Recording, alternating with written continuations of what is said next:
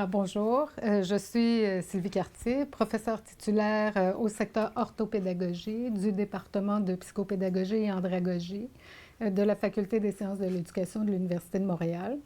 Et ça fait bientôt 18 ans que je suis professeure ici. J'enseigne en contexte universitaire depuis 26 ans avec des expériences dans différentes universités. J'ai été responsable de programmes de baccalauréat et de maîtrise en orthopédagogie à divers moments pendant ces années. Et j'ai aussi dirigé le Centre d'études et de formation en enseignement supérieur de 2008 à 2011.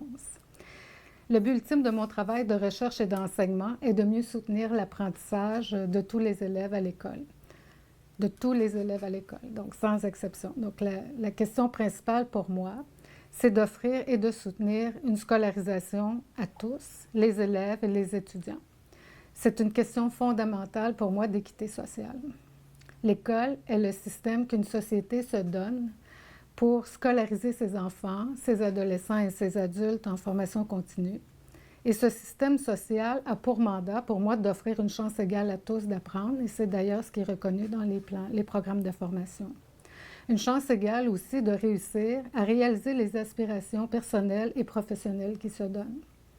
Alors, selon les aspirations souhaitées, notre système scolaire québécois offre des niveaux variés de scolarisation et de diplomation, et l'université est l'un de ces niveaux. Alors, c'est pourquoi, pour moi, c'est important aussi à l'université de soutenir la réussite des étudiants, de tous les étudiants.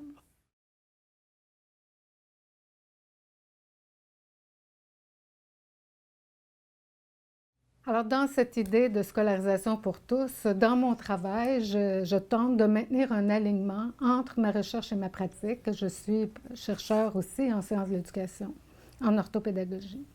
Alors, dans mes recherches, j'étudie comment les individus apprennent seuls et avec d'autres dans différents contextes d'apprentissage et de formation.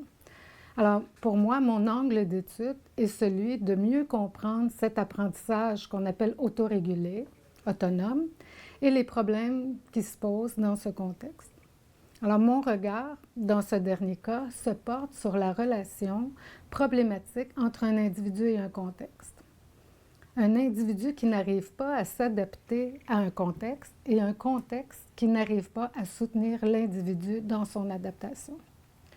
Alors, pour y arriver, mes recherches sont surtout collaboratives depuis 2006 ou en collaboration justement avec des commissions scolaires, des écoles, des chercheurs.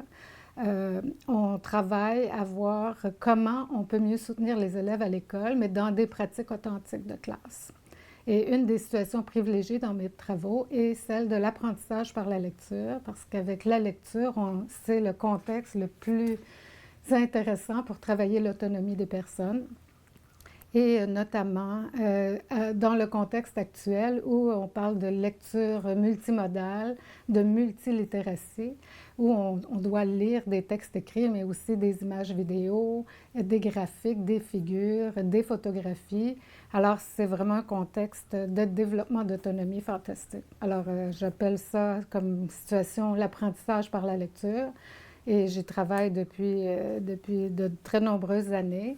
Et d'ailleurs, à la suite de ces recherches collaboratives, on a développé un site Internet dans lequel les productions authentiques de classe et développées avec les partenaires scolaires sont accessibles actuellement. Et ce sont des ressources gratuites disponibles en ligne.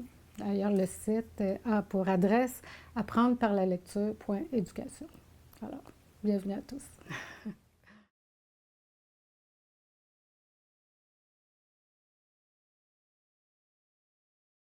Alors, comment cet alignement recherche-pratique se manifeste-t-elle dans mes cours à l'université? Mais d'abord, dans mes cours à l'université, les participants viennent d'horizons variés.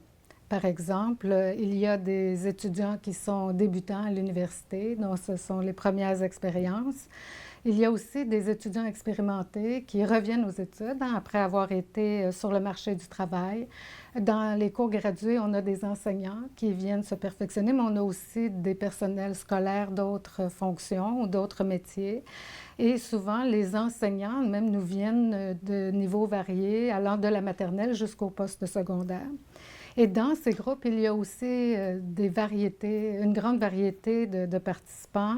Certains arrivent avec beaucoup d'expérience, certains avec peu d'expérience. On a aussi des étudiants qui sont plus faibles dans les travaux. Il y en a qui ont des défis particuliers, par exemple un diagnostic comme un trouble d'apprentissage. Et dont d'ailleurs peu se prévalent d'accommodement dans mes cours. Mais dans tous les cas, on observe dans cette variété de participants des différences sur le plan de leurs connaissances, soit de l'enseignement ou des difficultés d'apprentissage, qui est le sujet de mes cours. Et aussi, ils ont des différences de motivation. Ils ne viennent pas tous avec la même motivation professionnelle. Il y a aussi parfois des différences dans la façon de démontrer leurs compétences acquises dans le cadre des cours. Alors, bien, comme je me préoccupe dans mes recherches et dans ma pratique de ces relations parfois problématiques entre un individu et un contexte, bien, c'est ce que j'essaie de faire dans mes cours aussi à l'université. Et un des premiers constats, c'est que ça demande une grande flexibilité de moyens pédagogiques, mais toujours avec une même finalité. À la fin, tous les étudiants doivent atteindre les compétences visées. C'est le but qu'on vise tous les enseignants de tous les niveaux, dont les enseignants universitaires. La même finalité pour tous, mais on se rend compte, avec la variété des participants, qu'on doit être flexible dans les moyens pour y arriver. Le parcours peut être différent, mais on arrive tous au même endroit. Donc, pour moi, c'est un défi annuel parce que chaque groupe est différent et aussi mon évolution personnelle se manifeste à chaque année. Ce qui fait que je dois toujours réfléchir et prendre des décisions annuellement sur la façon de m'y prendre. Et ce que ça implique, donc, c'est vraiment un temps de planification important. Alors, c'est une façon différente de faire, moins d'adaptation sur le présent, ou en tout cas, dans le moment présent, être plus soucieux des individus, mais en amont, vraiment planifier de façon très stratégique les compétences à atteindre, mais aussi développer des ressources qui aident la variété des apprenants à pouvoir bien s'engager dans le cours. Donc, deux alignements. Si on un alignement entre deux éléments, la compétence à développer et les différents moyens pour y arriver. Donc, une attention portée aux différentes façons de traiter l'information par les étudiants, une variété de connaissances, de bagages avec lesquels ils arrivent, des niveaux de motivation différents. Donc, beaucoup d'outils de soutien, mais aussi une planification de contenu explicite, aussi qui est donnée à l'avance aux étudiants pour qu'ils puissent comprendre le chemin à parcourir.